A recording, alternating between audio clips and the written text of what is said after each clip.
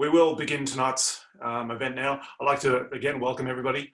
This is the fifth in a series of 6 lectures that our World Party has organised through the auspices of the Socialist Equality Party here in Australia. The lecture series is called Why Study the History of Trotskyism. We've previously discussed, going back a few weeks now, we opened up this series with the question of the October 1917 revolution, the opening shot of the World Revolution.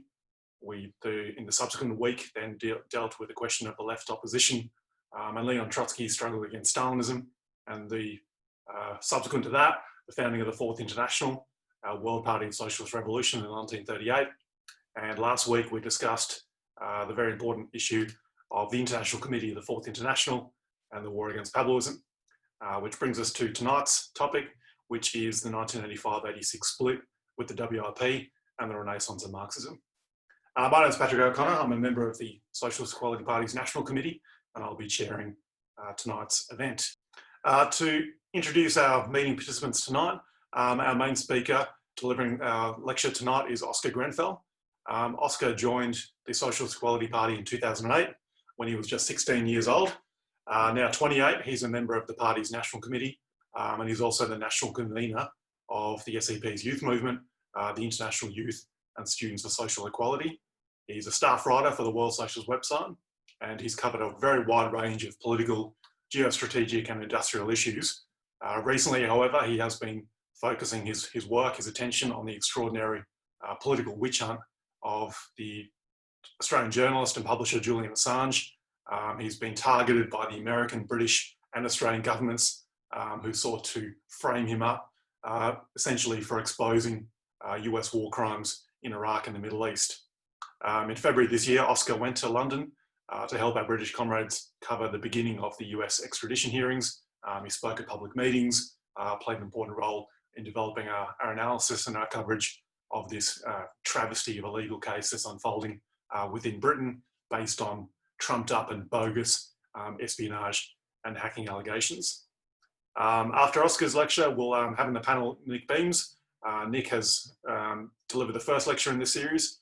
He's also joined us on subsequent panels. So those of you who have joined us for those will be familiar with Comrade Nick. He's the former National Secretary of the Socialist Equality Party, a member of the World Socialist website International Editorial Board, and a leading authority on Marxist political economy. So we're very pleased to have those two comrades with us tonight. But now I'll pass things over to Comrade Oscar. Good evening, Oscar. And thank you, Patrick. In September 1985, David North, the leader of the US Workers' League, travelled to England amid the deepest crisis of the International Committee of the Fourth International, our World Party, in decades. The British Workers' Revolutionary Party, the International Committee's oldest and most authoritative section, was in meltdown. North would later write, quote, "The scene which the IC, International Committee delegates, confronted as they assembled in London for an emergency meeting defies description. What had appeared to be a smoothly running machine had exploded and was discharging red-hot fragments in all directions. The terrible political degeneration of the Workers' Revolutionary Party under Healey was mirrored most clearly in the political bewilderment and disorientation of those whom he had supposedly trained. The crisis was sparked by revelations that Jerry Healey, the leader of the Workers' Revolutionary Party, the WRP, had engaged in sexual misconduct within the party for a number of years. The IC representatives, however, rejected the claims of WRP leaders that this was the sole or primary issue underlying the bust-up. They insisted that Healey's opportunist activities and the crisis of the WRP were the result of its reversion to Pabloism and to British nationalism. In the space of just a few months, the WRP would split from the IC in February 1986. North and other leaders of the IC were able to clarify the political issues and rally the national sections of the World Trotskyist movement. The split was one of the most significant in the history of the socialist movement. Without it, our World Party would have been destroyed. Today, amid a breakdown of global capitalism, there would be no international movement fighting for the interests of the working class and for world socialism. Now, how was it that Healy and other WRP leaders, such as Michael Banda and Cliff Slaughter, ended their political lives by betraying the Trotskyist principles they'd fought for over the course of decades? How was it that David North, the Workers' League, and the IC were able to take up a decisive struggle against the WRP's betrayal and secure the victory of the orthodox Trotskyists in the split? To answer these two questions, it's necessary to briefly review the evolution of the British and the world Trotskyist movement beginning in the 1960s. The British Trotskyists, then organised in the Socialist Labour League, played a critical role in the fight against Pabloism, the national opportunist tendency that emerged inside the Fourth International in the 1950s. The Pabloites adapted themselves to the post-World War II restabilisation of capitalism and the strengthening of the Stalinist and social democratic bureaucracies. The Pabloites claimed that under the pressure of objective events, the Stalinists and bourgeois nationalists, such as Fidel Castro, would be compelled to take up a struggle for socialism. This perspective was a rejection of the revolutionary role of the working class and the need to build Trotskyist parties to lead it. Its logical conclusion was the liquidation of the Fourth International. Between 1961 and 1963, Healy and the British Socialist Labour League led the struggle against an unprincipled reunification of the Socialist Workers' Party, then the American section of the IC, with the Pabloites. The fight by the British Socialist Labour League ensured the continuity of Trotskyism. The Socialist Workers' Party's betrayal had threatened the very existence of the International Committee. The Socialist Labour League's struggle against Pabloism internationally and its energetic fight against the labour and union bureaucracy within Britain greatly enhanced its stature. It recruited many important workers and young people throughout the 60s. Globally, new forces were won to the IC on the basis of the 1963 split. It laid the foundations for the establishment of sections in Sri Lanka and the US in the 1960s, and in Australia and Germany in the early 1970s. They were the most conscious element in a global political radicalisation of workers and young people. Healy played a particularly decisive role in the development of a new American section, the Workers' League, out of a minority in the Socialist Workers' Party that opposed its return to Pabloism. His greetings to the 1966 founding Congress of the Workers' League have lost none of their relevance despite the passage of almost 50 years. Healy declared, quote, "The working class in the United States is the most powerful in the world, and it is within this class that you must build your party. This is a basic principle of Marxism and one which applies with particular urgency to the conditions in the US. It is not black power or the dozens of peace and civil rights movements which extend throughout the country which will resolve the basic questions of our time, but the working class led by a revolutionary party. It is at this point that we separate ourselves completely from the revisionists," end quote. Other tendencies, however, were emerging.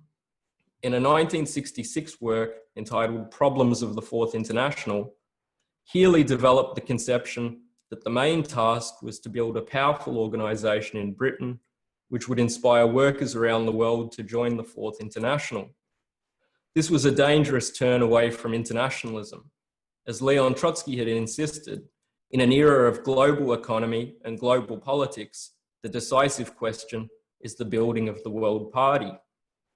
The great tragedy was that Healy and the Socialist Labour League began to move in the direction of nationalism, precisely at the point when the IC was attracting important layers internationally and was establishing new sections. The main task was not to build a strong national party, but to develop these forces into a collaborative international leadership of the Fourth International. The practical implications of Healy's false conception of developing the movement were revealed in 1973 when the Socialist Labour League transformed itself into the Workers' Revolutionary Party, the WRP. This was carried out without any discussion in the IC. The other sections were not even notified or invited to attend. Now, the WRP was established on the basis of a nationally oriented electoralist program focused on ousting the widely despised Tory government of Edward Heath. This was an adaptation to the spontaneous consciousness of British workers who were entering into major struggles, but who retained significant illusions in the Labour Party. In 1974, Heath was brought down by a powerful movement of the working class, which found its high point in a protracted miners' strike. The coming to power of a Labour government, however, created new political problems. Healy had said that if it could deal with the Tory master, the working class would have little problem settling scores with the Labour servant. But long experience has demonstrated that the biggest issue in developing a revolutionary movement is assisting workers to break from capitalist parties, such as Labour, that have a working class base and that falsely claim to advance the interests of ordinary people. When the WRP belatedly sought to counter illusions in Labour that it had promoted, this immediately provoked a crisis. Layers of the WRP, who had been won on the basis of removing the Tories from office, reacted with hostility to a renewed struggle against Labourism. This found expression in the emergence of a faction headed by Alan Thornett, a car worker and leader of the party's trade union work. The Thornett faction was completely disloyal. Its positions, however, including calls for an adaptation to the Labour government, expressed real political problems within the WRP and the working class itself. Rather than seeking to clarify the complex questions of social democracy that were raised by the Thornett faction, the WRP leadership dealt with it organisationally. Thornett and 200 of his supporters, many of them industrial workers, were expelled from the party in November 1974. The WRP leadership responded by increasingly orienting to social forces other than the working class. Now, here it should be emphasised that the political degeneration of the WRP did not take place overnight or in a straight line. The leaders of the British Party remained dedicated revolutionists. The contradictory character of the WRP's evolution is summed up by the fact that in 1975, as political problems were mounting in the British section, Healy fought for the IC to launch the first serious investigation into the assassination of Leon Trotsky. Security in the Fourth International, as it became known, was a historic achievement, exposing a network of Stalinist and imperialist agents involved in Trotsky's murder. It was carried out in the face of violent opposition from the Pabloites and would play a profoundly positive role in the development of the Workers' League and the IC.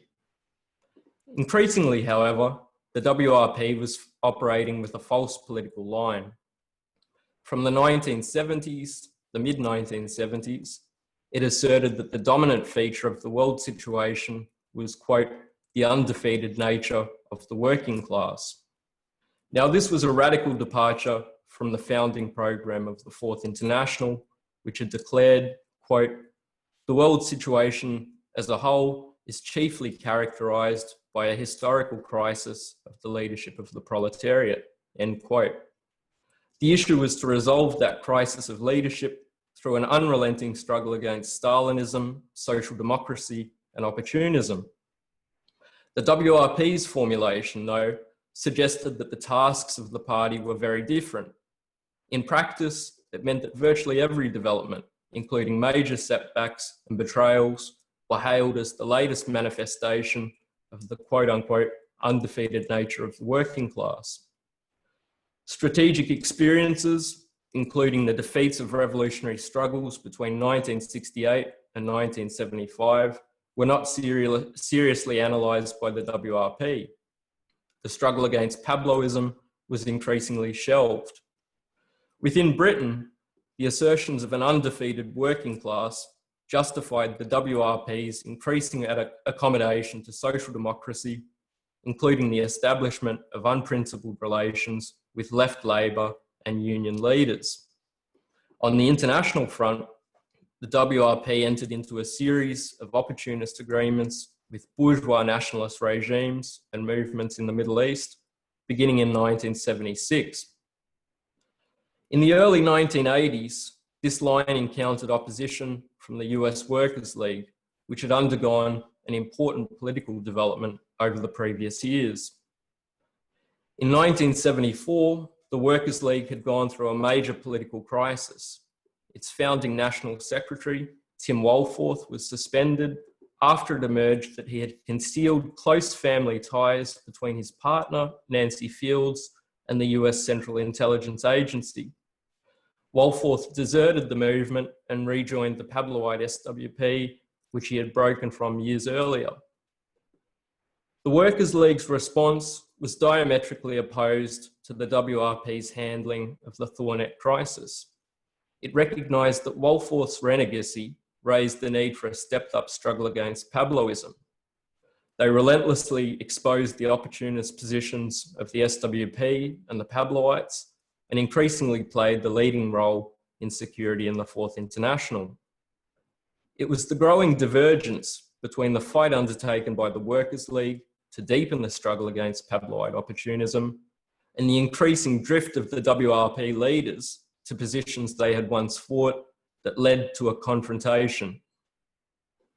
The cover for the WRP's increasingly opportunist politics was provided by Healy's pamphlet, Studies in Dialectical Materialism, which had become the central text for cadre training in the WRP.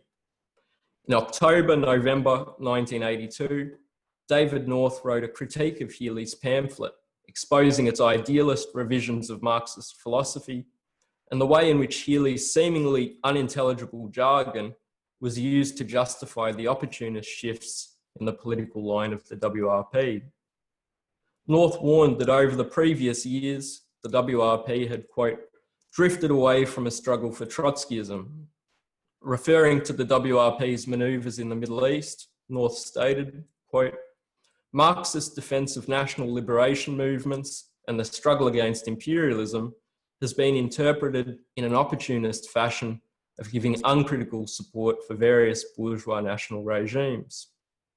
North's call for a discussion was rejected, and the WRP immediately threatened to break relations with the Workers' League. The differences deepened. In December 1983, Cliff Slaughter, the secretary of the ICFI, and another WRP leader, sent a letter to the Workers' League in which he criticised a report by David North for its, quote, heavy emphasis on the political independence of the working class. North sent a detailed reply. In January 1984, North addressed a letter to leading WRP member Michael Bander, reviewing all of the opportunist twists and turns of the WRP's relations in the Middle East. North wrote that he was, quote, deeply troubled by the growing signs of a political drift towards political positions quite similar, both in conclusions and methodology, to those we have historically associated with Pabloism. North said that the work in the Middle East had abandoned any perspective of building sections of the IC or of politically developing the working class. He noted that the WRP's promotion of Gaddafi, Saddam Hussein, and other bourgeois nationalists resembled the Pabloite positions that the British Trotskyists had once fought against. North further amplified his criticisms at a February 1984 meeting of the IC. He connected the opportunist positions of the WRP in the Middle East to the party's adaptation to Labour and the unions and to British imperialism itself. North made clear the scale of the dangers. He warned that the WRP risked abandoning all of the gains that had been made through the earlier struggles against opportunism.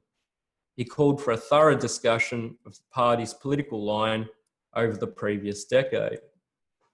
The WRP responded to North's criticism at the IC meeting by again threatening to sever all relations with the Workers' League.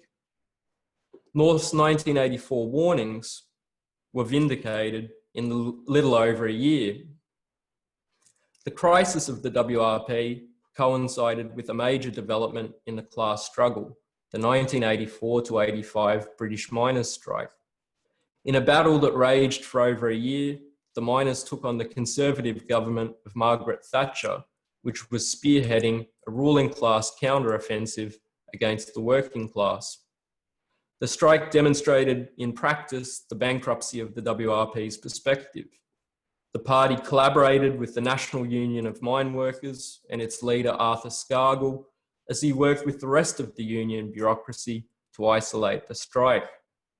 Not only did the WRP publicly promote Scargill at every turn, Healy privately offered to place all of the resources of the party at his disposal. The WRP did not raise any demands on the union leaders, warned that they were preparing to betray the strike or advance a socialist program. They were complicit in the union shutdown of the struggle in March 1985. The miners' defeat refuted all of Healy's empty assertions about the undefeated nature of the working class. Expressing intense pessimism, the WRP had declared that if the miners lost, Thatcher would institute a military dictatorship. The WRP made no assessment of its own role in the defeat or the fact that it had not ended with a fascist Britain. Just months later, the crisis in the WRP would erupt. After the revelation of Healy's misconduct in July 1985, the WRP leadership, including Healy, Slaughter, and Banda, rapidly descended into bitter and subjective factional conflicts. The IC's intervention was above all aimed at clarifying the political issues that underlay the crisis. Banda and Slaughter declared that the sole question was Healy's behaviour. Having functioned as a clique leadership with Healy for years, they proclaimed themselves the champions of revolutionary morality. As the IC insisted, though, the WRP's betrayals, including Healy's own misconduct, stemmed from the opportunist politics that the entire leadership had pursued. The IC representatives, led by North, insisted that the decisive issue was the WRP's turn to nationalism and to Pabloism.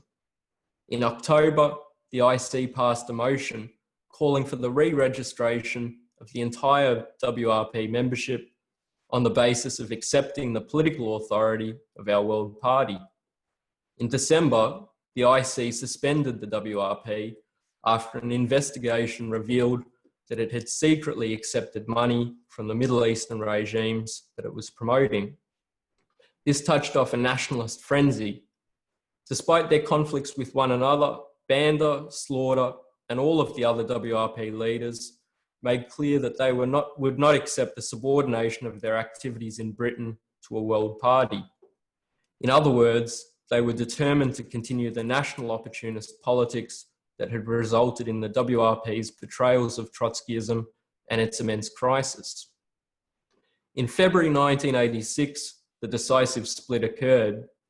The WRP, now headed by Cliff Slaughter, called the police to bar the British supporters of the IC from attending its Congress. This unprecedented act was a graphic illustration of the WRP's capitulation to the British state. Now, there are several broader points that should be made about the split. As in all of the major struggles within the Trotskyist movement, it reflected fundamental social processes. David North later wrote in The Heritage We Defend, quote, "The dismantling of the old welfare state systems, the ineffectiveness of strikes, the movement of sections of the middle class to the right under the influence of Reagan, Thatcher, supply-side economics, their abandonment of 1960s-style social activism for hedonistic consumerism and self-gratification, these developments had a profound impact on the WRP," end quote. North wrote that the middle-class forces within the WRP had, quote, "come to believe what they read in the newspapers, that capitalism had overcome its crisis, that Marxism was irrelevant. Now, and this is the heart of their perspective, they no longer believed in revolution in this century or the opening decades of the next." In other words, the WRP's opportunist backsliding and political political adaptations were capitulations to real class pressures. They were a microcosm of broader social and political developments. The victory of the IC in the split, its ability to develop a Trotskyist analysis of the crisis as it unfolded and to win the majority of national sections, demonstrated the critical importance of North's earlier critique of the WRP. His writings meant that when the crisis erupted in the WRP, the ICFI had already worked out an analysis and perspective based on the whole history of the Trotskyist movement. This enabled it to expose all of the maneuvers of the WRP leadership and to clarify the fundamental issues of principle. In the aftermath of the split, the IC exposed the right-wing trajectory of all those who had broken from the Trotskyist movement. Healy would end his days hailing Stalinist leader Mikhail Gorbachev as Trotsky's heir, right when he was preparing the restoration of capitalism in the Soviet Union. Michael Banda called for the Trotskyist movement to be, quote, buried forthwith, and then declared his support for Joseph Stalin. Slaughter, who had publicly shaken the hand of the leading British Stalinist, Monty Johnson, in the midst of the crisis in 1985, sought a regroupment with Pavlovite forces. In the 1990s, his organisation supported the imperialist war against Yugoslavia. Having exposed the reactionary orientation of those who had split from it, the IC then turned to the development of international perspectives, a decisive issue that the WRP had all but completely abandoned. The IC's 1988 International Perspectives document made an assessment of the decisive implications of the globalization of production that was now rapidly underway. It laid bare the underlying contradictions in this process, which provided the objective impetus for the development of world socialist revolution, in opposition to all of the petty bourgeois left forces who declared that socialist revolution was off the historical agenda.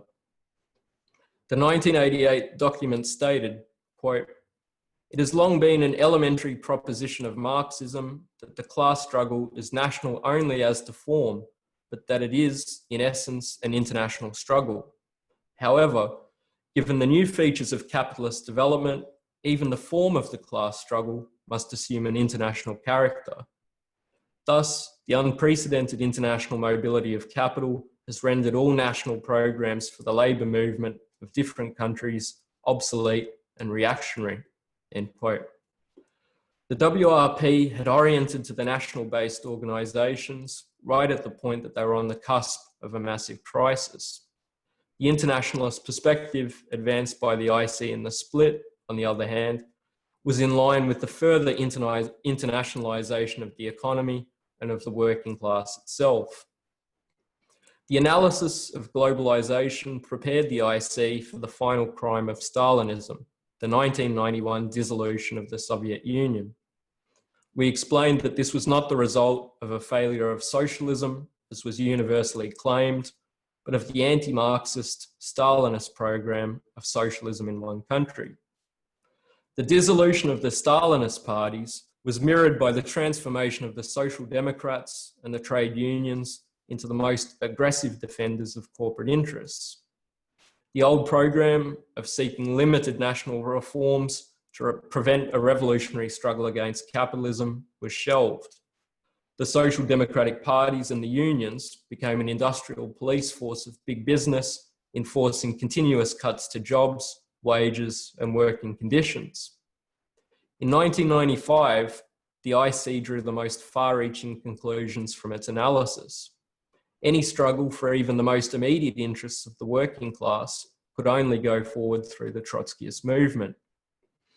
As David North explained to a meeting of the Workers' League held 25 years ago this month, quote, "If there is to be a leadership given to the working class, it must be provided by our party. If a new road is to be opened for the masses of working people, it must be opened by our organisation. The problem of leadership cannot be resolved on the basis of a clever tactic. We cannot resolve the crisis of working class leadership by demanding that others provide that leadership. If there is to be a new party, then we must build it, end quote. Based on this perspective, the ICFI founded socialist equality parties in the countries where it had sections in the 1990s. Their task was to fight directly for the leadership of the working class. In 1998, the IC established the World Socialist website as its daily international publication. At the center of the WSWS has been the fight to provide the international working class with a Marxist analysis of all of the major political, social, and cultural developments, arm it with a perspective on which to fight, and create an organizational center for the building of the World Party of Socialist Revolution. More than 20 years after it was established, nobody can deny that the WSWS is the authoritative voice of the international socialism. Now, amid a breakdown of world capitalism, expressed most sharply in the pandemic, the initiatives developed by the IC over the past decades acquire burning significance for millions of people around the world. The struggles of the working class against inequality, the assault on democratic rights and war, and for life itself can only go forward through the building of the IC and its sections as mass revolutionary parties. Thank you. Thanks very much, Oscar, for that lecture. The lecture covered a very wide range of historical and political issues. And it is important to acknowledge from the outset that this is a challenging history. For those of you who've joined us tonight who don't have a history of discussion with the Socialist Equality Party, this is not an easy historical process to assimilate. The history of the Trotskyist movement is the history of the class struggle in all its vicissitudes, both within different countries and internationally. And it's a history that's not taught for obvious reasons within schools, within universities. It's a history that exists and is clarified only within our own ranks, the ranks of the International Committee of the Fourth International. But I do encourage everybody to ask any questions whatsoever you have of Comrade Oscar's lecture on the historical issues bound up with the development of the Trotskyist movement in Britain in the 1960s, 70s, 80s, on the question of what happened in the split itself, what exactly occurred in 1985-86 and how that affected the development of the sections of the ICFI internationally, and in relationship to subsequent developments within the World Party of Socialist Revolution, the Trotskyist movement after 1986. I would like to make some announcements in relationship to Merrin Books. These are 2 volumes of the Fourth International magazine. The Fourth International was a magazine that, as the WRP began its slide into national opportunism, became more and more disinterested in publishing. They actually passed responsibility to the American section of our world movement to publish this in 1979. But with the split in 85-86, regular publication resumed, and the first volume is on the left side of your screen there, volume 13, number 1, How the WRP Betrayed Trotskyism, 1973 to 1985. In the editorial of this extraordinary document, we explain the following, quote, "This issue was devoted to the publication of an exhaustive analysis of the portrayal of Trotskyism by the WRP. It was written between May 18 and June 9, 1986. With this document, the ICFI has accomplished what not one of the factions claiming to represent the WRP has even attempted, an objective Marxist analysis of the historical, political, and theoretical origins, development, and outcome of the WRP's break with Trotskyism." And we go on to say that the International Committee is confident that this document will play a decisive role in clarifying revolutionists all over the world as to the significance of the collapse of the WRP, contribute to the education of an entirely new generation of Trotskyists among workers and youth, and provide a powerful foundation for the expansion of the ICFI as a world party of socialist revolution, end quote. Now, the document already did that, but this is not a finished process. And in fact, today, we're in the opening stages of what the World Socialist website has described as the decade of socialist revolution, the 2020s. This document is more essential than it's ever been. And so insofar as understanding what it is to take forward a struggle for revolutionary socialism today, the document How the Workers' Revolutionary Party Betrayed Trotskyism is essential reading. You can see there it's offered at a discounted price, just $8.50, 15% off. that's a pretty extraordinary price for this document. So again, you can send your orders in via that email there, mairing@aussiemail.com.au. Those of you joining us tonight from around Australia, if you're ordering internationally, best use the US-based Mairing Books website. But ordering within Australia, in order to work out the postage and handling and so on, shoot us an email through there. The other document on the right-hand side of your panel there is the Fourth International Magazine, Volume 13, Number 2, the ICFI Defends Trotskyism, 1982 to 1986, Documents of the Struggle Against the WRP Renegades. And that, again, with the other number in that volume of the Fourth International, it really established the documentary record of the struggle for Trotskyism against the WRP national opportunists, led by David North and the Workers' League in the United States, but also rallied around by the other sections of the ICFI, including the predecessor organisation of the Socialist Equality Party here, the Socialist Labour League, not without a struggle, not without a fight, as perhaps Nick Beams and Oscar could speak about subsequently in the discussion. Thank you for those of you, by the way, who've put in a couple of questions into the chat box. Please continue to do that. I will make a couple of brief announcements on other announcements in relation to Mairing Books before I get to those. Again, 15% off, only $14.45, which is, again, extraordinarily cheap. These are brand new, high quality books. The title of this one is Jerry Healy and His Place in the History of the Fourth International. It's written by David North, who, as referred to by Comrade Oscar in his lecture, is chairman of the World Socialist website, International Editorial Board, also chairman of the Socialist Equality Party in the United States, our sister party, a long-standing leader within the Trotskyist movement.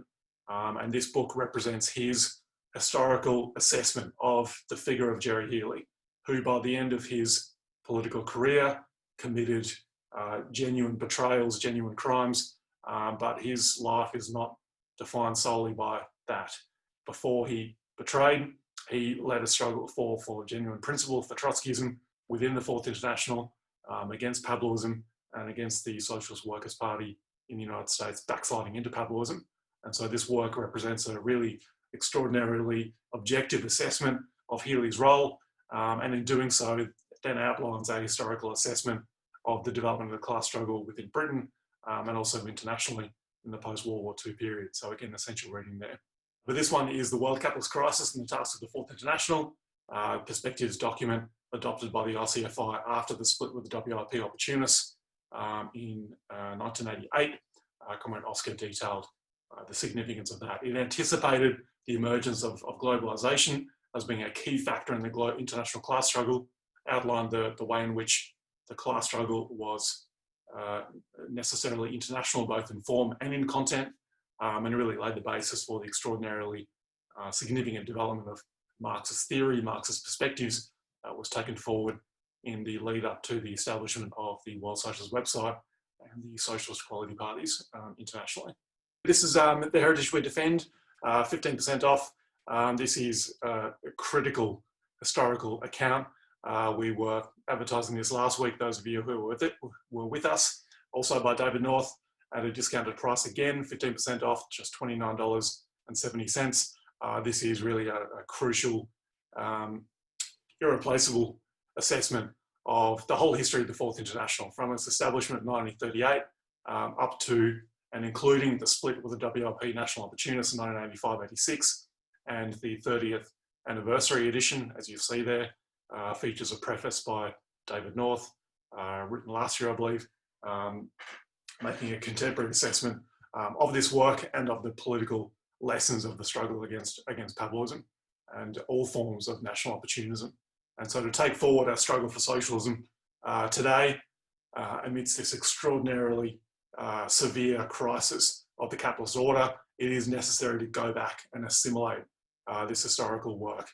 There's no sort of simple, quick fix set of slogans that are going to resolve this situation. The task is one of clarifying the international working class, developing its independent political perspective, and that can only be done by reviewing the crucial strategic experiences of the international working class in the 20th century and the early part of the 21st century. And that's what this book does.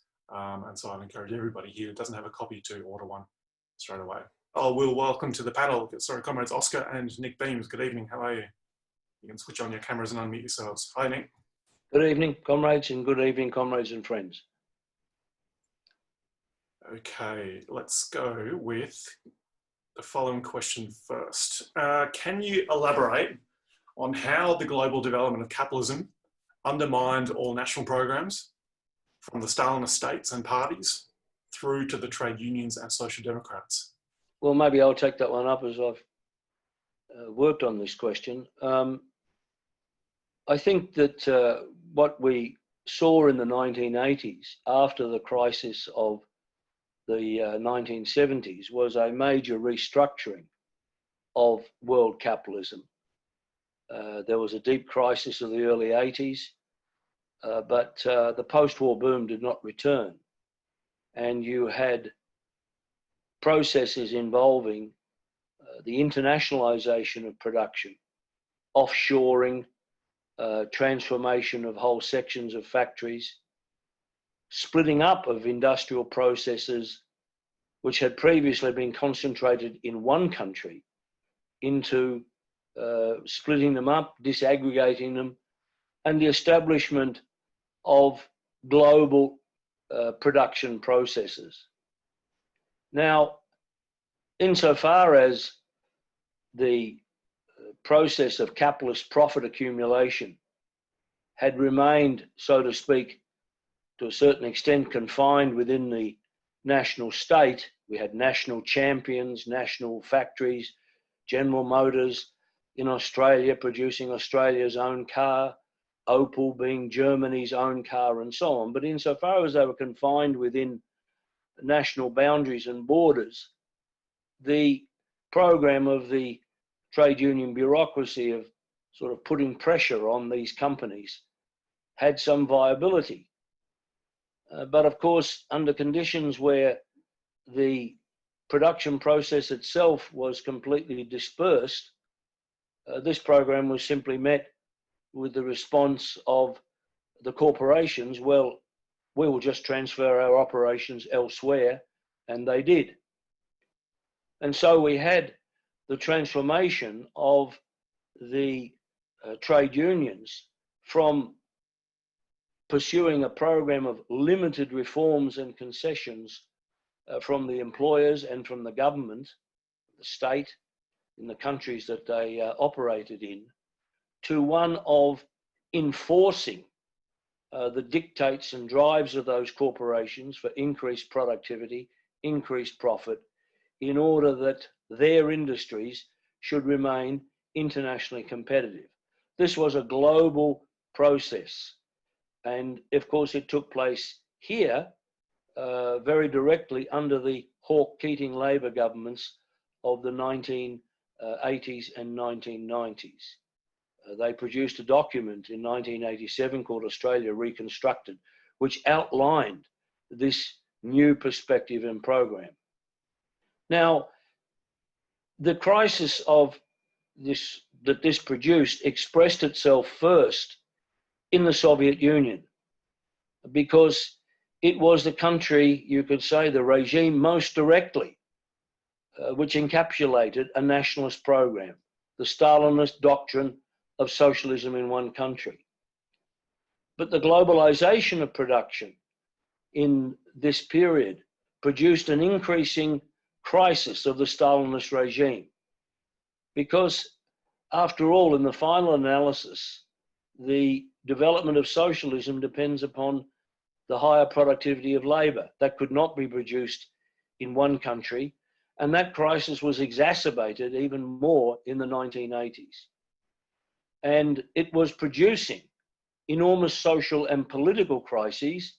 They expressed themselves particularly in the Solidarity movement in Poland in 1981, the growing debts of the East European Stalinist regimes, and the Gorbachev regime, the Stalinist apparatus in the Soviet Union, feared the development of a movement of the Soviet working class which would overthrow it. And they made their preparations very directly to carry out the liquidation of the Soviet Union and transform this parasitic caste into actually a property owning class, and that's what's taken place. All the oligarchs that emerged, the multi-billionaires in Russia today, emerged, many of them, out of the Komsomol, the youth movement of the Stalinist regime. The liquidation of resources of the Soviet Union was seized upon by these forces to enrich themselves. So the very developments, what we analysed in 1988, that this very important qualitative development in global production had undermined the nationalist perspective of all of these organisations. And you can say that there was a direct parallel between the Soviet, for all their differences, the most anti-communist forces in the world, with the AFL-CIO bureaucracy in the United States. But their path followed very much the same as the Stalinist bureaucracy in the Soviet Union. On the one hand, one group of bureaucrats seized the capitalist property. In the United States, all of these and internationally, all of these organizations became the chief enforcers for the dictates of the ruling class under these new conditions. Thanks, Nick. Oscar, do you want to add to that? That's very comprehensive, but I think importantly, we drew very definite practical conclusions from that analysis. What we explained is that if any struggle by the working class was to go forward, it needed to break out of the straitjacket of the nation state, of nationalism that the union sought to impose, and reach out very directly to workers elsewhere for a unified struggle. I think we've noted, in an earlier period, strikes could be conducted to some extent on a national basis. Pressure could be placed on individual employees. That's no longer possible when you have transnational production, corporations that carry out activities across multiple continents. I mean, if workers go on strike in one location, a major auto company, for instance, will just ramp up production at one of its plants elsewhere. Workers in the United States, auto workers have faced that very directly. So that poses, objectively, that the necessity for unified international struggles of the working class. And I think, we're the only movement that's explained that's fought to develop it. It's something that's become, increasingly clear, I think, including during the pandemic now. I mean, it's clear that every social, economic and political issue confronting the working class is global in scope. These are not national problems. They require a world solution, which only the working class is able to do as an international class, but it requires an international party. I'll just make those points. Thank you, Oscar, and thanks for those participants who are continuing to type in your questions and comments. They're very much appreciated. We have two really good questions, which I think will work together, although they're not immediately flowing from one another. But the first one is in relationship specifically to the WRP. The question is, can you provide some context, read the size/power of the WRP in relation to other sections of the IC? It seems that they were a leading section, enough to warrant it as being momentous. That's the end of the quote. And the next question is, how does the party work to avoid splits like this in the future? End quote, which is a very important question, actually. Oscar, I might get you to speak flowing on from your lecture. What was the role of the WRP within the International Committee after the SWP in the United States went back to the Pavlovites in 1961-63? What standing, what weight do the workers, then the Socialist Labour League, the predecessor organisation of the WRP, what weight did it hold within the international movement? Well, I think Healy and the other leaders of the British SLL and then WRP played an absolutely, really the decisive role in ensuring that Pavlovism didn't destroy the Trotskyist movement under the difficult conditions of the post-war boom, the strengthening of Stalinism in the 1950s and 60s.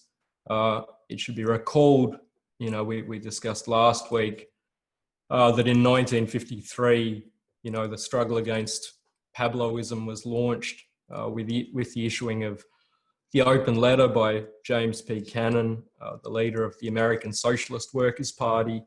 That was a very powerful blow. It created our World Party, the International Committee. But within a matter of years, the SWP was adapting to, capitulating to the same pressures that Pablo and his supporters had. In 1959, they hailed or shortly thereafter, they hailed the Cuban Revolution as the way forward, which was a completely Pabloite position, indicating that you could take forward the fight for socialism without the independent intervention of the working class or a Trotskyist party. So under those conditions, the 1961 to 63 struggle was a real turning point.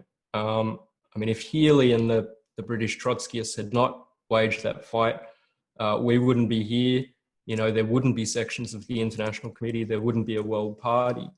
I'd also point out, if you look at a figure such as Jerry Healy, I think it's raised in the obituary by David North. Healy joined the communist movement, I think, in 1928. He became a Trotskyist in 1936. And then, as we've said, he was a leader of the Trotskyist movement within Britain and internationally from the 1940s. Highly significant political figures, with an enormous record. So I think, that points to the weight that they had in the International Committee. The new sections that were formed in the United States, Sri Lanka, Australia and Germany were trained on the lessons of the 1961 to 63 split. I think they were politically educated by Healy, other SLL WRP leaders. And these were younger forces, people who were being brought forward by the radicalization of the 60s and the 70s. So, of course, the WRP had an immense stature. It was the most authoritative and leading section of the IC. I'll just make those points. Perhaps I could just speak from personal experience. What attracted forces of my generation to join the International Committee was not size or numbers, but the principled struggle that had been waged by the SLL against Pabloism. Of course, based on the whole historic foundations of the Trotskyist movement. And the way, and of course, the enormous gains of the SLL in Britain in the 1960s were an attractive force under conditions of radicalization of the British working class. But what attracted us was not the size of the organization, but the day-to-day political struggle that was waged in the working class for political principle against all opponents, against the Stalinists, against the Pabloites, against the Labourites. That was the attractive force. And it was from that the authority, the political authority of Healy, Banda and Slaughter derived. And we made the point in the split when Slaughter and others maintained, well, it was all a question of Jerry Healy and what he had done. We made the point, firstly, that they had covered up for this. And that if any one of those leaders had differentiated themselves from Healy, if Cliff Slaughter had come out and said, the Secretary of the International Committee, and said in 1982, David North's criticisms are correct, we have to have a discussion, there would have been a discussion. That was the authority of these figures. But they worked to cover up. They gathered around Healy because he provided a certain cover for their own opportunist politics. They didn't all agree with each other. They had different tendencies. He kind of operated as a figure that held them all together. But I think that's the most important question. The fight for the program of Trotskyism against all comers in the workers' movement, that's what drew a new generation at that period towards the International Committee. And that's the decisive question today. And thanks, Nick. And that sort of then flows into the next question, which I guess touches on the essence of why it is that we're holding this series. And if one considers that we're in the middle of an unprecedented crisis globally of the capitalist system, marked by increasing geostrategic tensions between US imperialism and China on the one hand, Russia on the other. We have, of course, the coronavirus pandemic, a biological phenomenon, but has quickly triggered an economic and political crisis of extraordinary scope, also an economic crisis, which Comrade Nick is very familiar with. So how do we, why are we now, amidst all this, discussing this history? Why are we reviewing the whole history going back to 1938 and before, rather, going back to 1923, the founding of the left opposition, 1917, the workers, the foundation of the first worker state in Russia through the victory of the Bolshevik Revolution? What is the connection between reviewing this history and the question put by our meeting participant, by Gina? How does the party work to avoid splits like this in the future?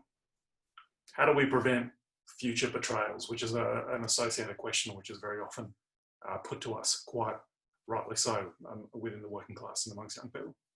I can make a couple of points. I mean, I think, you know, we've said this is not an academic exercise. It's, you know, part of our fight to politically educate the working class, which means reviewing very complex questions relating to the history of the 20th century.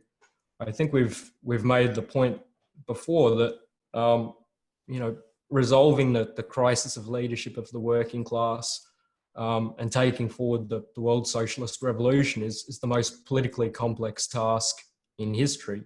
It's something that can't be improvised, you know, carried out without a scientific understanding. I think, you know, Rosa Luxemburg said, you know, history is the Via Dolorosa of the working class, you know, a difficult path paved with bitter experiences. And the working class can only go forward to the extent that it learns the lessons of those experiences. In terms of what we've been discussing tonight, I think we've raised that the issue is not the bad intentions of Jerry Healy or the other leaders of the WRP. I mean, these were committed Trotskyist revolutionists.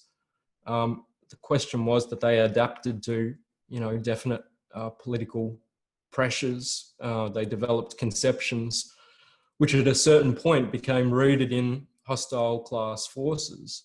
I think, you know, the issue of the 1960s, or 1966, sorry, and Healy's problems of the British, problems of the Fourth International is important. He increasingly put forward, you know, a nationalist axis that the main task was to build a powerful party in Britain, you know, to inspire revolutionists around the world to flock to the to come to the Fourth International.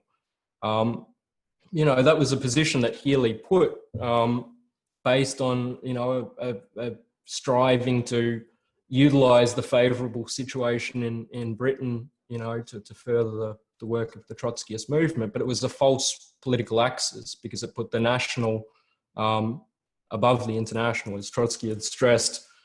You know, in this period of world economy, world politics, the working class needs an international party. You know, that error then was not corrected. It was compounded with the establishment of the WRP on a national electoral program. And there, you know, there were opportunities where the WRP could have pulled back. There could have been a discussion that was clearly provided by David North's criticisms in 1982 and 1984, but they rejected that, you know, because they had set upon this opportunist course over the previous years.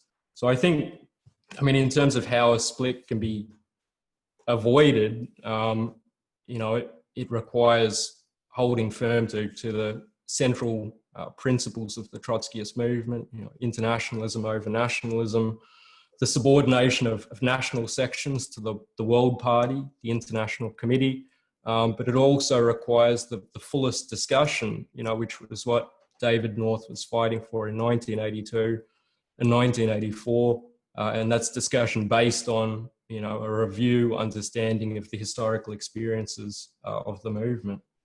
just make those points. Thanks, Oscar. I'm mindful of the time, but and there are some questions to get through. But Nick, do you want to add to that before we go to the next one? Well, just to make the point we've made before, splits or conflicts arise and revisionism arises, as Oscar pointed out, not because of people's bad intentions, but they express the pressure of alien class forces upon the party. We operate in bourgeois society, where the bourgeoisie has all the weapons of culture, education, vast resources. The working class doesn't. It has only its party. And of course, all the pressures are, in a sense, concentrated in the party and in its leadership. The pressure of alien class forces, which continually arise. How is that combated? And this, I think, comes to the point that Patrick raised. Only through the continual review, the continual working over, the continual reassessment of the history of the movement itself, extracting in new ways and developing the strategic lessons from the experience of the party itself.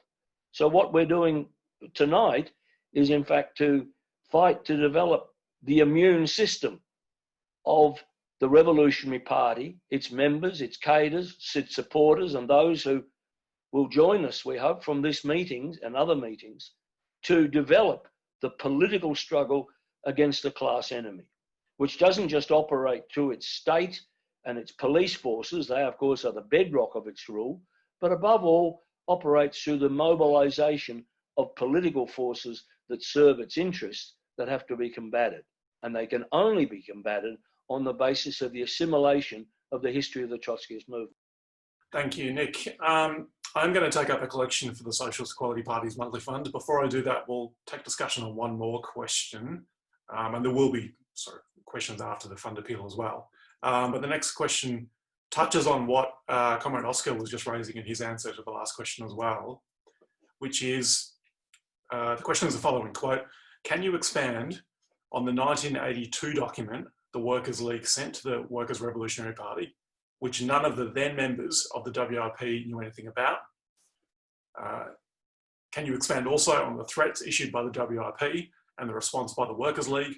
I believe none of the other sections of the ICFI knew anything about this document either.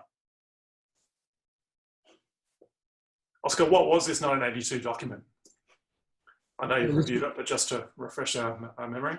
Yeah, so this was the critique written by David North of Jerry Healy's studies in dialectical materialism, which had become the basis for the training, the education of WRP members.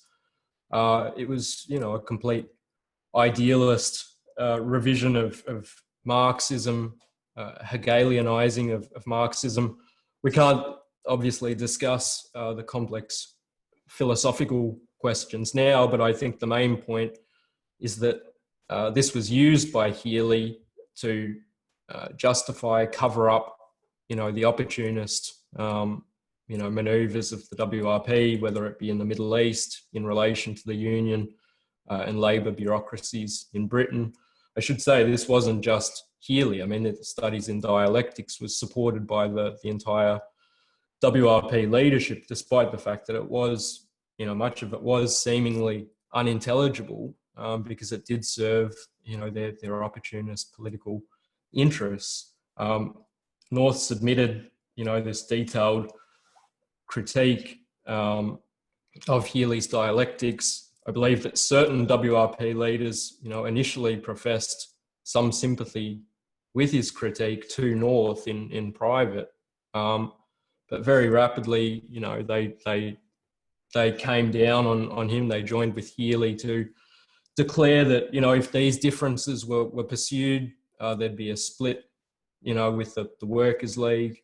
And the same took place in 1984 when, North presented a very comprehensive critique of the WRP's abandonment of permanent revolution in the Middle East, all of its opportunist maneuvers. All he was doing was calling for a discussion, on each of those occasions to correct, the line of the International Committee to review the pressures that the party had come under.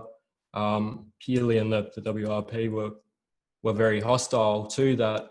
As I said, they said, if you push this, we'll cut off relations. And that was under conditions where, obviously it's different today. It would have been very difficult to make these, criticisms known to the other sections of the International Committee, to have them discussed.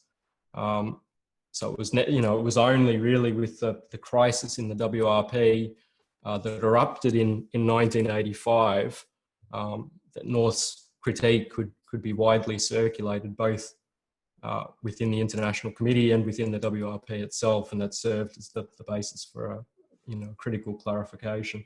It is something to keep in mind, isn't it? I mean, today the International Committee, the Fourth International, collaborates on a daily basis through the internet, through Zoom meetings, Skype, phone calls, emails. That's what produces the World Socialist website, this extraordinary daily publication of our world movement. In 1982 was somewhat different, and the WRP was able to isolate, essentially, different sections of the International Committee.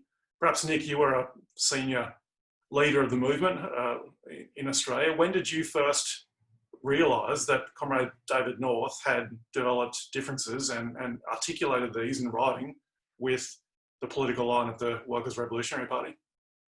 Well, only when the crisis erupted, and like Comrade Kirti Balasuria, who also read these documents at that time, I found myself in immediate agreement with them because they elaborated what had been, sort of somewhat doubts and so on, and concerns about the direction, but they were thoroughly grounded on the history of the Trotskyist movement. And when they were explained, said, this is what we joined. This is the program we joined on. Now, there was a very important reason why, and I urge comrades and friends to purchase the copy of the Fourth International magazine with the documents in it. It begins with David North's critique of Healy's dialectics in October 1982. And there was a very important reason why he began with that, because he recognized that in order to tackle the political revisions and opportunism, it was necessary to deal with the philosophical method that had been used to confuse CADA and to justify it. And just to briefly sum it up, I mean, Healy was insisting that Hegel, the German idealist philosopher who made enormous strides in the development of philosophy, in the development of the dialectical method, was being portrayed by Healy as a founder of Marxism. Now, that was impossible. Marxism only developed through a critique of Hegel carried out by Marx in 1843, 1844. Hegel was an idealist philosopher, and his idealism led, in fact, to the justification and the rationalization of the Prussian state. The critics of Hegel, the critics of the Prussian state, maintained that Hegel's justification for it was a product of his conservatism. Marx explained, in fact, that it was a product of his idealist method, and that Hegel, as he famously put it, had to be placed upon his feet. In other words, it was out of the struggle against Hegel that Marxists advanced the development of materialism. And that's why this forms the starting point of that document, and then goes on to the opportunism which existed. And it was very direct connection. Just as Hegel rationalized the Prussian state, so Healy used his categories, Hegel's categories, to rationalize the trade union bureaucracies and their betrayals. If you read how the WRP betrayed Trotskyism, that is very clearly documented there. So it was a very fundamental starting point to clarify for the CADA how this opportunism had been developed by the WRP. Thanks, Nick. And just to reiterate, the documents that have been referred to by both Comrades Oscar and Nick, you can see in your slide panel there. They're all contained the original documents, the contemporaneous letters, resolutions, statements that were developed as the struggle unfolded are contained within those two documents that you can see there, the Fourth International magazines. Again, crucial reading. They're both on offer at discounted price, $8.50. If you're in Australia, shoot us an email at merriam@aussiemail.com.au. I would like to now briefly take up a collection for the monthly fund of the Socialist Equality Party. The details are there. If you're an international participant, you can donate via the World Socialist website. If you're an Australian citizen or permanent resident, please donate directly to the Socialist Equality Party here in Australia. Those of you, many of you have attended the previous lectures, you're aware that every week we ask you to generously contribute, make a sacrifice. We know this is a challenging time, but it's also a challenging time for the fundraising capacity of the World Socialist website and the Socialist Equality Party, given the lockdown measures which do affect the face-to-face work that we do within the working class. So we do rely on the generosity, the sacrifice, the support of our supporters, of ordinary working class people, of young people and students. So if you can make an additional contribution, that would be very much appreciated. But I'll now move to the next question, the next two questions, which again, I think go together, both good ones. The first question is, quote, when such critical divisions arise, is there an expectation that principled discussion within the International Committee can resolve such divisions, even if they are arising from reactionary social and political forces? And that's the end of that question. The next question is, how significant has the continuity of historical materialism been in the splits of 1953 and 1985-86?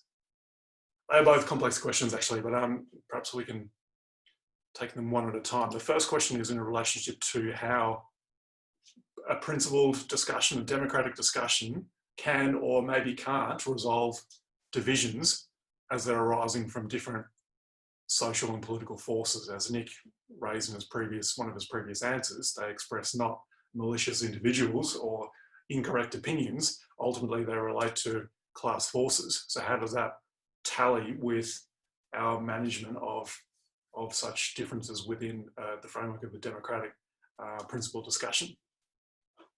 Nick, do you want to start us off on that? Because it sort of ties into what you were Yes, well, previously.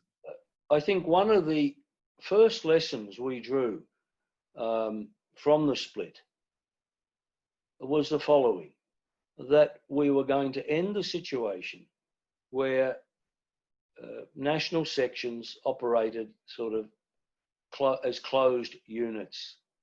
We insisted upon the right of every member, leader of the International Committee, to have their views known within the leadership of other sections and to speak to cadres of other sections.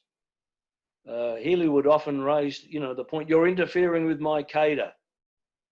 Well, that's alien. We absolutely have established, and not that differences don't arise, differences arise in a revolutionary party. I mean, look at the history of the Bolshevik Party. I mean, this was not, as portrayed by the Stalinists, some, party held together by the authoritarianism of Lenin. There were all kinds of conflicts, struggles, differences, and so on within the Bolshevik Party, both before the revolution and after the revolution.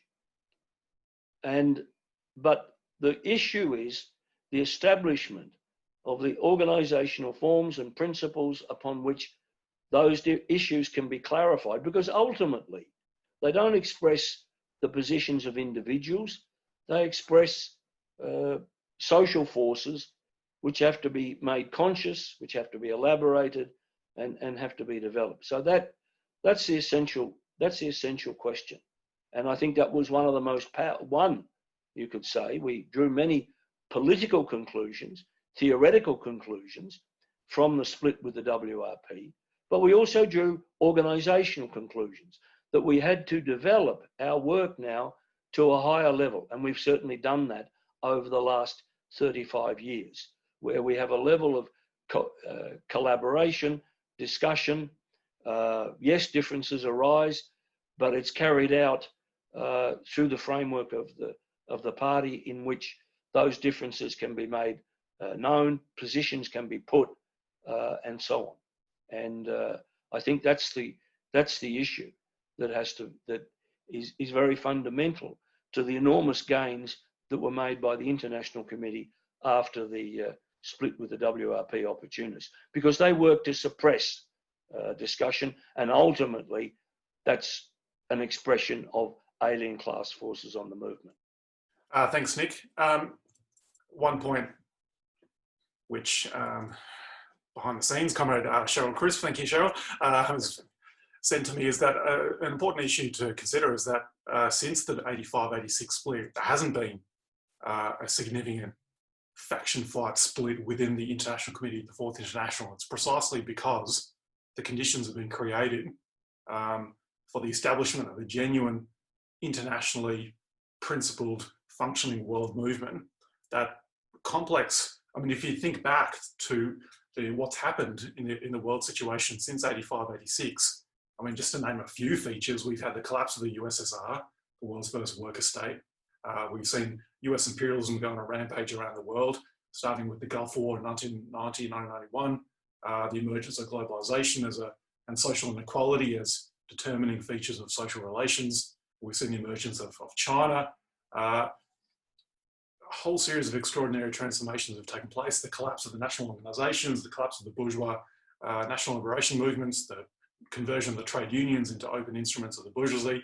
Despite all of these, the clarity has been able to been taken forward within the world movement through this democratic discussion, through the basing of our analysis on the political principles of the Fourth International, of the Trotskyist movement.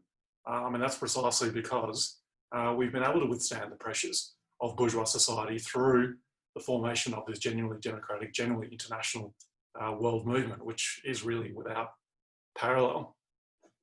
Oscar, did you want to add anything to that, or will I open up the next question? I think those are the main points. Yep.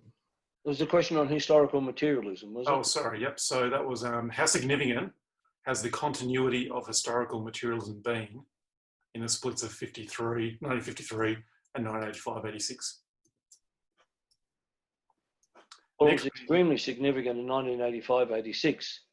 One of the main issues that was raised by Comrade North in his documents and in 1982 that Healy was abandoning and repudiating on the basis of his studies in dialectics, the historical materialist method, which continually involves the tracing out of social and economic forces within society and seeking to discover their reflection in the political issues that arise. That method was abandoned in favour of the so-called practice of cognition and the regurgitation of various philosophical categories developed by Hegel.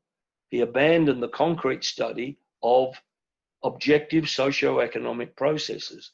And that, as Oscar pointed out, was one reflected very centrally in the fact that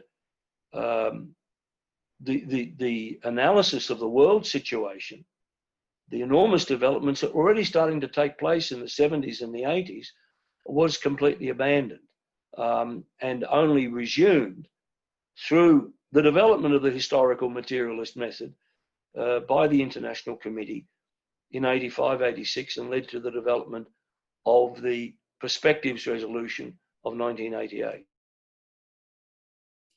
Thanks, Nick. We're running out of time, unfortunately. We do have many questions that have come through, so thank you very much for everybody who's contributed to those.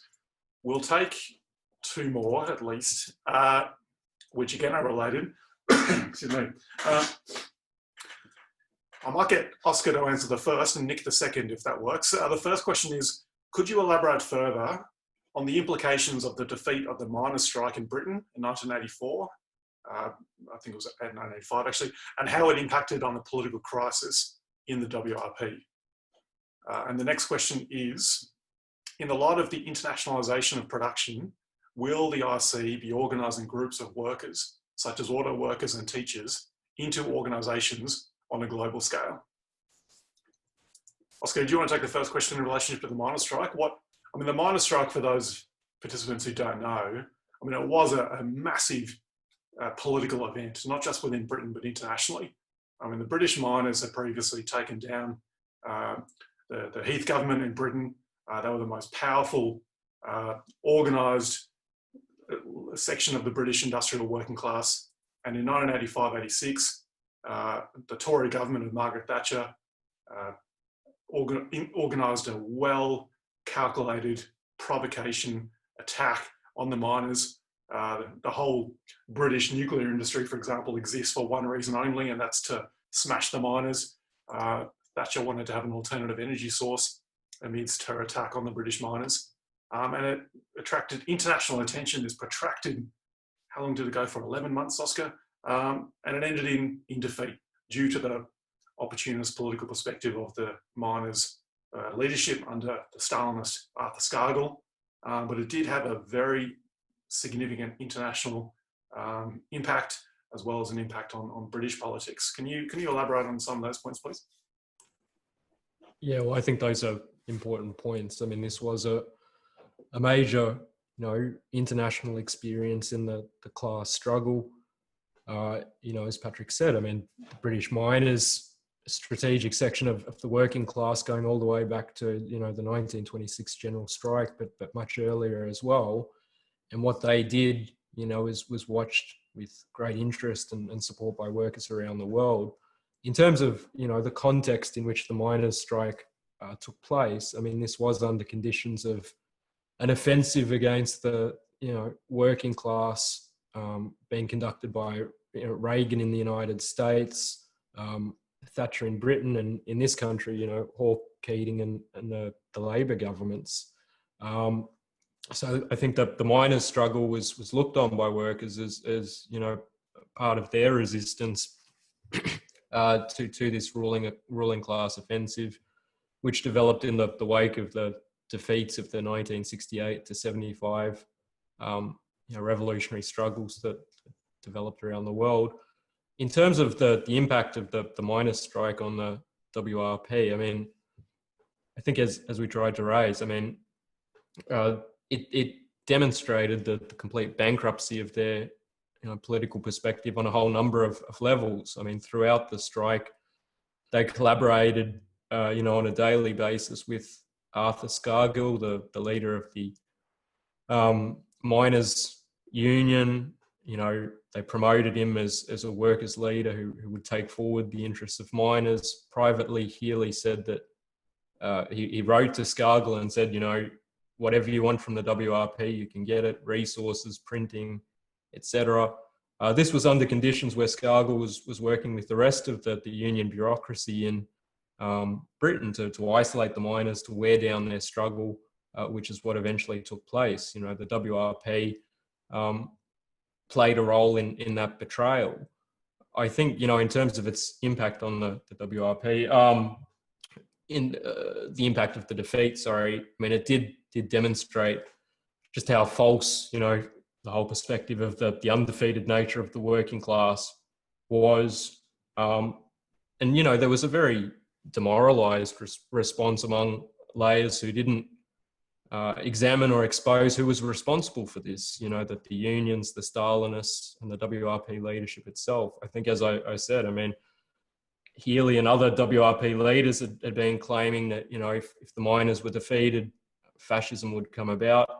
That the strike was defeated, fascism didn't arise, but they made no assessment of that. So I think that was, there were expressions of demoralization, but also, real disorientation, again, a failure to make any assessment, of this critical experience. Nick, in the chat box, Comrade Terry, Evening Terry, has noted that the defeat of the miners' strike, or more correctly, the betrayal, had a massive impact on the class struggle, not just in Britain, but internationally, including here in Australia. Could you speak briefly on how workers in Australia followed the miners' strike and what impact it had here? Well, the miners' strike was followed very closely by workers all over the world, and in Australia and internationally, as it was in Britain. And it contributed to the positions advanced, above all by the practitioners of postmodernism, identity politics, that the working class was really finished. There were a number of processes going on at the same time. 1984, there was the book by André Gortz, the French petty bourgeois radical intellectual, Farewell to the Working Class. And that sort of summed up the position of these layers. And this was fed into the, these pressures fed into the working class. It was seen that, industrial struggle was hopeless, the forces were too great, and so on. And so to the extent that and this is very vitally important, that to the extent that the reasons for this betrayal were not understood and the miners were defeated, that of course facilitated the role of the union bureaucracies worldwide in becoming, as Oscar pointed out, the industrial police forces of the capitalist state. And we saw it very directly here in this country. I mean, the role of the union bureaucracies in this country in particular, and of course in the United States, in a series of industrial struggles in the 1980s, International Paper, Hormel, copper miners' strikes, a whole series of struggles. The hand of the bureaucracy was strengthened, and the enforcement of this bureaucracy for the dictates of finance capital was strengthened. So, just to take the other question that came up, the question was phrased: Will we be organising international struggles of workers? Well, it's put in the future tense. We are already doing it. We are already doing it. Our meetings, such as the Committee for Public Education here, the auto workers committees that we've formed in the United States, are international. They involve Mexican workers. We're reaching out to involve other workers in these forms of organisation, collaboration, which we've already established and which will be further developed in the future, and seeking to utilise the methods of communication that are available to us now to do that. But above all, the coordination of the struggles of the working class internationally takes place through the development, of the World Socialist website as the central organ of our World Party. We were just speaking about the sort of historic and strategic role of the coal miners in Britain. You could go back to the 1926 general strikers, as Comrade Oscar did. Somewhat parallel to that is the role of auto workers in the United States, particularly those in Detroit, the home of the auto industry, the site of insurrectionary class struggles in the 1930s, sit-down strikes, 1936, Flint, Detroit, and so on. Now, as we speak, as Nick says, this is not a question of the future tense, but right now, our comrades in the auto plants in Detroit are leading the formation of rank and file safety committees to oppose not just the corporations and management, but also the UAW, the United Auto Workers Union bureaucracy, which is collaborating with this attempt spearheaded by Donald Trump, but by no means restricted to just him, spearheading this attempt by the American bourgeoisie to force workers back to work, which is a campaign that's been underway for some time now, triggered an extraordinary spike in the rate of coronavirus infections, now at record levels in the United States. And in 2 auto plants in Detroit, workers have refused to return to the assembly line, follow the lead of our committees, and refuse to do that. Oscar, do you want to elaborate on some of the latest developments? And I hope that some of the links to our latest articles should be put in the chat box. Meeting participants can log on to the World Socialist website and read our latest lead articles and perspectives on this really crucial and historic development that's underway. Yeah, well, I mean, over recent days, our comrades in the United States have been reporting on the World Socialist website significant wildcat strikes by different sections of auto workers at a number of plants in the Detroit and Greater Michigan area. I mean, these are workers who are being compelled to stay on the line despite the fact that they have colleagues testing positive for the coronavirus. But, the struggle that's emerging among auto workers, as we've said, is the spearhead of a much broader resurgence of the class struggle. At this stage, very much against the unsafe conditions that workers are being compelled to confront. And this is not just taking place in the United States. We've reported on maquiladora workers on the US-Mexican border region, dozens and dozens of whom have been killed by the coronavirus, who have taken strikes, formed committees. This is, what we've said will be an increasingly international process. And it was anticipated by the International Committee all the way back in the 1988 Perspectives document, which we cited, where the IC said the class struggle will increasingly be international, not only in content, but in form. I think that's what we're witnessing, and the decisive role is that of the Marxists, the party, and the World Socialist website in providing this movement with conscious direction, analysis, and a program, a socialist program upon which to fight. So I'd certainly encourage comrades to read the latest articles on the website, but also to join us, in this fight for socialism.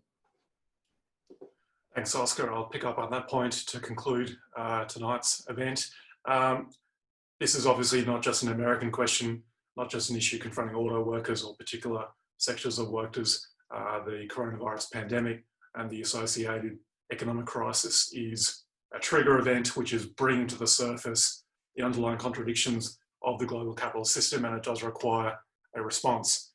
We are calling on all of you participating tonight to give serious consideration to joining this party, building it within the working class as the new revolutionary party that's required to abolish this rotten capitalist system and establish a new social society, a workers' government. That is the task that's posed objectively before us tonight. So we ask you to give serious consideration to review our history, as this series has demonstrated. Alone amongst political tendencies, we can review our history with immense pride and honesty, unlike all the various opportunist political forces out there. We are a movement saturated in history. We base our politics today on the strategic lessons of the entire 20th century and the first 2 decades of the 21st. But as we move into this decade of socialist revolution, it does need to be fought for. This is not going to be a spontaneous resolution to this crisis. You can consider our perspectives at the basis of our party via that document that you can see on the panel now. That's the statement of principles of the Socialist Equality Party. Only $5. Order that via Mehring Books, mehring@aussiemail.com.au. You can also send us a note via that link now. I do need to apologise to those of you who asked very good questions, very helpful questions, but we just have run out of time to get to all of them. Again, if you send us a note via that web address you can see there, leave us your contact details. We can have some discussion in other mediums. The last lecture in our series is on at the same day, same time next week. We have the concluding lecture, which is titled A New Period of Socialist Revolution and the Tasks of the Fourth International. So it's very much going to sum up the themes of the entire series, outline our perspective within the current political situation, and elaborate on the perspective upon which our World Party is going forward. So we very much encourage your participation next week and encourage you to let other people know, colleagues, friends, family members, workers and young people who may be interested in joining us to come to this really important lecture to round off this series. But on that note, we'll conclude. Thanks very much to your participation. Thank you, comrades Nick and Oscar, and hopefully we'll see all meeting participants back here next week. Good evening.